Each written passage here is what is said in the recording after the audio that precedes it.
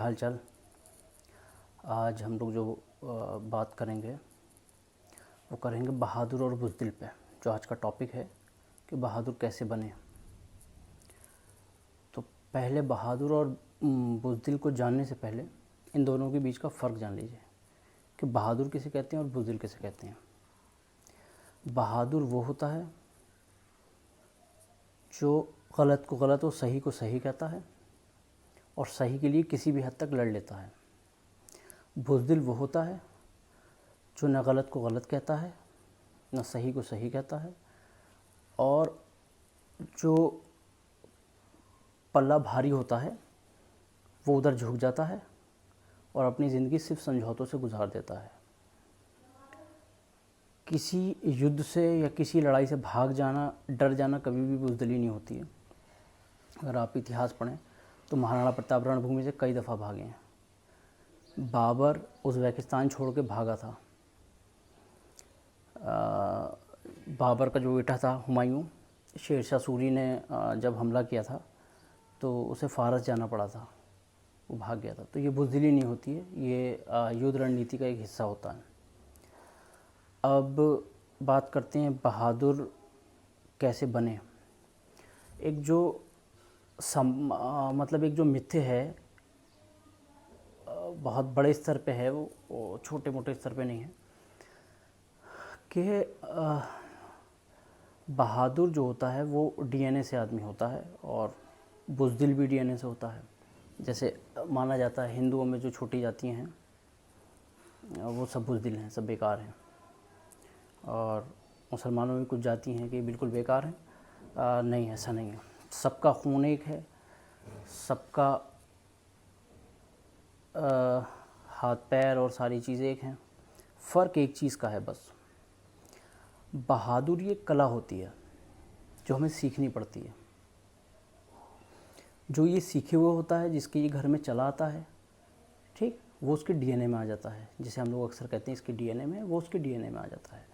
और जो इन चीज़ों से दूर रहता है तो उसने ये चीज़ें कभी देखी नहीं होती हैं, उसे लोग अक्सर बुज़दिल कहते हैं। अब मैं आपको 2-3 एग्जाम्पल से समझाता हूँ इस बात को। जैसे आप लिखने की प्रैक्टिस कर रहे हैं तो कहीं ये तो लिखा नहीं है कि फ़ला जाति का आदमी या फ़ला बिरादरी का आदमी बहुत अच्छा लिखता है, बाकी कोई नहीं लिखता है। ठीक, आप लिखने की अच्छी प्रैक्टिस करिए, आप अच्छे राइटर बन जाएंगे। आप पढ़ने की अच्छी प्रैक्टिस करिए, आप जो है अच्छे टीचर या अच्छे ज्ञानी बन जाएंगे। आप अच्छी गाड़ी चलाने की प्रैक्टिस कर लीजिए, आप अच्छी गाड़ी चलाने लगेंगे। इसका कोई बिरादरी से तो ताल्लुक़ हुआ नहीं, ना डीएनए से ताल्लुक़ हुआ। ये तो जिस कला में आपने प्रैक्टिस की वो आप हो गए। बस यही पॉइंट है मेन, यही बुज़दिल और बहादुर का फ़र्क है। जो लोग युद्ध लड़ते आए हैं, जिनके पूर्वज युद्ध लड़ते आए हैं, जो आज भी युद्ध लड़ रहे हैं, वो बचपन से वही चीज़ देख रहे हैं, उन्हें उन चीज़ों की जानकारी है, इसलिए वो लड़ पाते हैं, अच्छी रणनीति बना पाते हैं और दूसरे लोगों पे हावी हो पाते हैं, उनको मार पाते हैं। तो उनको लोग बहादुर कहने लगते हैं। जिन्हें लड़ाई की बिल्कुल जानकारी नहीं है वो चूतियापन की लड़ाई कर लेते हैं, बिना माहौल को समझे और बिना किसी रणनीति बनाए वो मार खा जाते हैं, उसे बुज़दिल कहते हैं, उसे बुज़दिल कहा जाता है। अब मैं एक चीज़ बताता हूँ आपको। जैसे देखते हैं आप, हाथी कितना ताकतवर होता है, लेकिन एक आदमी उसकी कमर पर बैठा होता है और एक छोटी सी छड़ी से उसको चलाता है, वो चलता है। पता है क्यों? ये सारा खेल है आत्मविश्वास का, सेल्फ कॉन्फिडेंस जिसको कहते हैं। हाथी को बचपन में एक चेन से बांध दिया जाता है, हाथी को बचपन में एक चेन से बांध दिया जाता है। उस चेन को वो तोड़ने की पूरी कोशिश करता है, पूरी मेहनत से कोशिश करता है। उसके पैर छिल जाते हैं, फिर दूसरे पैर में बांध दिया जाता है, फिर वो उसको तोड़ने की बहुत कोशिश करता है, फिर उसके पैर छिल जाते हैं। आखिर में वो जंजीर उसकी गर्दन में ढीली करके बांधी जाती है। वो गर्दन से तोड़ने की कोशिश करता है, बहुत कोशिश करता है बच्चा हाथी। उसकी गर्दन में भी दर्द होने लगता है, वो हिम्मत हार जाता है। वो साइकोलॉजिकल इस चीज़ को एक्सेप्ट कर लेता है कि वो कभी भी इस चेन को नहीं तोड़ सकता। पूरी ज़िंदगी भी अगर वो मेहनत करेगा तो वो इस चेन को नहीं तोड़ पाएगा। वो एक्सेप्ट कर लेता है इसको दिल से। फिर जब वो बड़ा होता है तब भी वो उस चेन को नहीं तोड़ता है, जबकि उसके पास इतनी ताकत होती है कि अगर वही चेन उसके एक को छोड़ के 5 गुना भी बांधी जाए तो वो तोड़ देगा। अगर चेन नहीं टूटेगी तो वो जगह उखाड़ देगा जहाँ पे चेन बंधी है, लेकिन वो आत्मविश्वास खो गया है। तो जो बुज़दिल लोग होते हैं वो अपना आत्मविश्वास खोए होते हैं, वो बुज़दिल नहीं होते हैं, वो सिर्फ अपना आत्मविश्वास खोए होते हैं।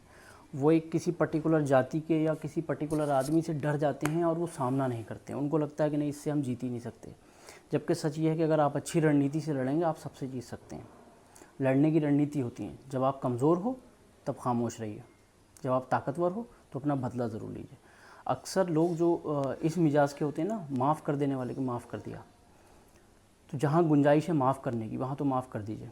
माफ़ करना बहुत अच्छी चीज़ है, हमारे नबी ने भी बताया कि माफ़ करिए, बहुत बढ़िया चीज़ है। लेकिन जहाँ पे कुछ चीज़ों पे कंप्रोमाइज़ नहीं हो सकता तो आप अपना एक दायरा बनाइए कि किस चीज़ पे हमें कंप्रोमाइज़ नहीं करना है। जिस चीज़ पे हमें कंप्रोमाइज़ नहीं करना है, आप 10 साल बाद बदला लीजिए, 15 साल बाद बदला लीजिए, बदला अपना ज़रूर लीजिए। इससे होगा क्या, इससे पहली चीज़ तो जब आप बदला ले लेंगे तो जो बाकी के लोग होंगे आइंदा से इस बात का ध्यान रखेंगे कि आप बदला ज़रूर लेते हैं।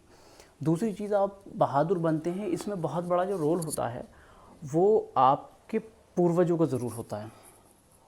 जैसे आप सुनिए कि हमारे दादा फला से मार खाते आए हैं, इनके घर वालों ने तो हमारे दादा को हमेशा मारा है, फिर हमारे बाप को मारा है, तो आप भी 90% चांस हैं कि इस चीज़ के लिए तैयार रहेंगे कि हम भी मार खाएंगे और हम भी इनसे नहीं जीत पाएंगे। जब हमारे दादा परदादा नहीं जीत पाए तो हम क्या जीतेंगे? गलत है। जिन चीज़ों का वो इस्तेमाल कर रहा है उन्हीं चीज़ों का आप भी इस्तेमाल करिए।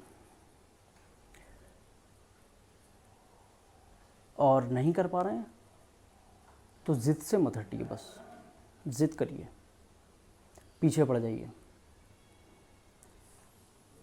बहादुर और बुज़दिल का मोटा मोटा जो फ़र्क अगर आप मानेंगे वो सिर्फ ये है कि बुज़दिल पीछे हट जाता है, हार मान लेता है, बहादुर हार नहीं मानता है, वो घुसा रहता है किसी भी चीज़ में, नहीं हम करेंगे, हम करेंगे। तो बदला लीजिए, कभी भी ऐसी कोई चीज़ हो, अगर बदला लेने के लायक चीज़ है तो फर्जी को, हिंसा को कभी ना भड़काएं। अगर बदला लेने वाली चीज़ है तो संवैधानिक तरीके से बदला क्यों ना हो, बदला लीजिए। अगर आपके घर में किसी को किसी ने मार दिया है, आप कानूनी लड़ाई लड़िए। समझौते पैसों पे जो लोग टूट जाते हैं वो सब मत करिए। जब आप पैसों पे टूट जाते हैं तो आपकी औकात ये मान ली जाती है कि क्या है, फिर तुम्हें मारेंगे, फिर 50,000 देंगे, फिर कंप्रोमाइज़ कर लो ना, सज़ा दिलाइए, वो लड़ाई लड़िए। जब तक हो ना जाए पैरवी करिए, अच्छे से अच्छा वकील करिए, लड़िए, ज़िद पकड़िए। तो ये एक छोटा सा फ़र्क है बुज़दिल और बहादुर में। और आप अपने बच्चों को हमेशा टोकिए मत कि वो इतना बड़ा ताकतवर है, अरे उससे मत लड़ना, अरे वो ये कर देगा ना। सिर्फ बच्चों को ये समझाइए कि लड़ाई बहुत बुरी चीज़ है, बहुत गलत बात है, किसी से भी लड़ाई मत लड़ना। पर्टिकुलर जाति, पर्टिकुलर आदमी, कभी भी बच्चों को मत बताइए कि फ़ला बिरादरी के आदमी से मत लड़ना, अरे वो बड़ा हरामी है, अरे ये बिरादरी के लोग ना। उनको सिर्फ सही और गलत बता दीजिए, किस पे लड़ना है, किस पे नहीं लड़ना है। किसी भी बिरादरी का आदमी हो, किसी भी जाति का, धर्म का आदमी, उससे कोई लेना देना नहीं होता है। आप ये बताइए कि आपको इन बातों पे लड़ना है, इन बातों पे नहीं लड़ना है।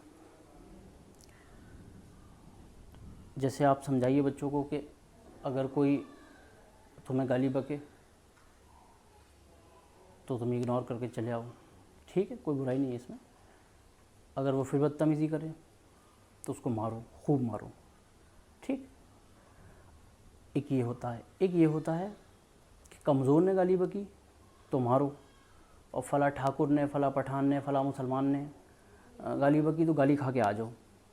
अरे इनसे कौन लड़ेगा, इनके मुंह कौन लगे, अरे 10-12 भाई हैं, बड़ी पावर है, बड़े लोग हैं। तो बड़ी पावर और बड़े लोग बनाने से बनते हैं।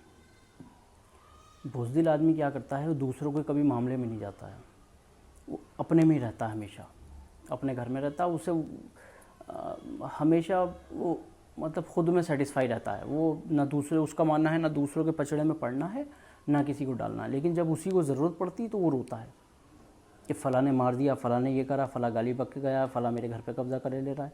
उस टाइम उसको याद आती है कि मेरा सोशल ना होना मेरे लिए कितना नुकसान दे। तो आप सोशल होइए, अपनी टीम बनाइए। हमेशा आप अकेले सिर्फ पहलवान हो सकते हैं, योद्धा कभी नहीं हो सकते। दुनिया का कोई भी आदमी ले लीजिए, बड़े बड़े राजा महाराजा देख लीजिए, बताइए किसने अकेले लड़ाई लड़ी है? आप अकेले पहलवान हो सकते हैं, कुश्ती में पटक सकते हैं, आप कहिए योद्धा हूँ, तो युद्ध का एक नियम होता है। मैं दूसरे पार्ट में आपको ये चीज़ सिखाऊंगा, इसका जब मैं दूसरा पार्ट बनाऊंगा। युद्ध का एक नियम होता है, उस नियम से जब आप लड़ाई लड़ेंगे आप कभी नहीं हार सकते। उस नियम से जैसे ही आप हटेंगे आप लड़ाई हार जाएंगे। तो युद्ध कला होती है। तो ये आप कभी भी मत करिए बच्चों के साथ कि फला से डरो, अरे फला ये फला वो। आप उनसे कहिए बस सही और गलत का फैसला करें कि अगर गलत हैं तो हर जगह वो झुकें, और अगर आप गलत नहीं है, सामने वाला गलत है, जो हो उसको मारें, बिना किसी के डरे, जो हो उसको मारें। कोई हो, कोई बिरादरी का आदमी हो, कोई डिपार्टमेंट का हो, कोई पुलिस वाला हो, कुछ हो, आपसे ज़्यादा ताकतवर कोई नहीं है। क्यों? क्योंकि आप सही हैं। अगर सही पे लड़िए, कभी ज़िंदगी में नहीं हारेंगे। सही पे नहीं लड़ेंगे, हमेशा ज़िंदगी में हारेंगे। सही पे जब एक बार समझौता करेंगे तो हमेशा फिर समझौता करने लगेंगे आप, अरे नहीं है छोड़ो, पहले भी तो करा था, कोई नई बात तो है नहीं। तो सही पे आप लड़िए सबसे। ये होती है। अब ये तो हो गई बहादुरी की बात। अब मैं आपको एक चीज़ और बता दूं, बहुत कम ही लोगों को जानकारी है। आप एक देखिए, उत्तर भारत के लोग, हरियाणा पंजाब के लोग, अफ़गानिस्तान के लोग, और ये जो पूरी बेल्ट है, यहाँ के लोग ज़्यादा दिलेर होते हैं, ज़्यादा झगड़ालू होते हैं, हाइट बेल्ट अच्छी होती है, ज़्यादा हिंसक होते हैं। ठीक, केरल मद्रास की तरफ आप चले जाइए, ठीक है, बंगाल की तरफ आप चले जाइए, वहाँ के लोग पढ़ाकू होते हैं और बिज़नेस माइंडेड होते हैं, फिसादी झगड़ालू नहीं होते हैं। वजह क्या है? अब इसको वजह को समझिए। दरअसल जब आक्रमण होते थे, जितने भी आक्रमण हुए हैं वो हमेशा इसी साइड से हुए हैं, उत्तर भारत की तरफ से, अफ़गानिस्तान दिल्ली होते हुए आक्रांता जितने भी थे वो आते थे। तो जो यहाँ के लोग हैं, यहाँ के लोग चाहे हिंदू हों मुसलमान, उन्हें लगातार लड़ाइयाँ लड़ती रहनी पड़ी हैं, किसी न किसी से, किसी न किसी से कत्लेआम होता रहा। तो वो युद्ध कला सीख गए हैं, उनको पता है कि हमें लड़ना है और तभी हम जिंदा रह पाएंगे। और बंगाल के लोग हो गए और केरल मद्रास के इधर के लोग, इधर से हमले नहीं हुए ज़्यादा। तो जब हमले ज़्यादा नहीं हुए, उधर से व्यापार ज़्यादा हुआ, तो जाहिर सी बात है वो व्यापार में परिपक्व होंगे। यहाँ के लोग युद्ध में परिपक्व ज़्यादा थे, इसीलिए आज भी वो ज़्यादा आपको यूपी बिहार के लोग और दिल्ली और साहब आपका पंजाब, यहाँ के